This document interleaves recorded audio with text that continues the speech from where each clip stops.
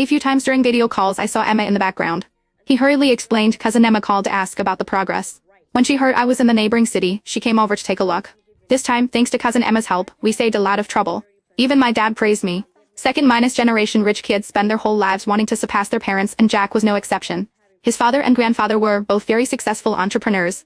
Jack wasn't that either, but he was always overshadowed by his family's reputation. He had always wanted to prove himself. This time, the direct minus sales stores were set up in several cities at once, fast and in good locations. Even his father and grandfather praised him at the dinner table for doing a great job. Jack transferred me $200,000, saying it was to buy a bag for my cousin in my name. I know she helped me out for your sake, so it's better if you give it to her. I still have that much sense. Then he added, choose one that your cousin likes. If it's not enough, I'll transfer more to you. I took out my phone and called my sister, saying as soon as the call connected, thank you for helping my boyfriend. He says he wants to buy you a bag around $200,000 th. Do you have any preferences, or should I just transfer the money to you? There was a pause on the other end, then a slightly deep male voice came through. Lily, why is your boyfriend buying things for Emma?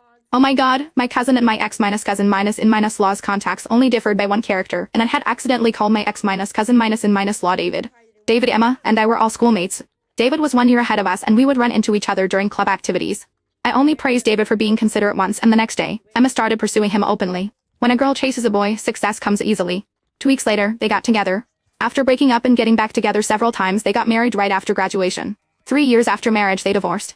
To avoid any misunderstanding from this big spender who still sends my sister a monthly living allowance, I quickly explained, no, she helped my boyfriend with something big. But we should thank you too, brother minus in minus law.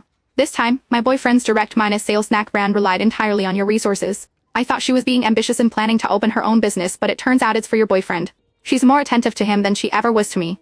Before I could respond, he continued, alright, I get it. I'll buy the bag for her. You keep the money for yourself.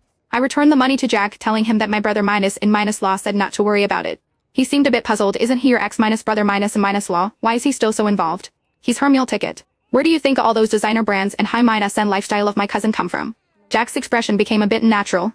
Seeing me looking at him, he added, I see. That night, Emma came to my place again. She had been drinking and was sitting on the sofa with a flushed face, arguing with me.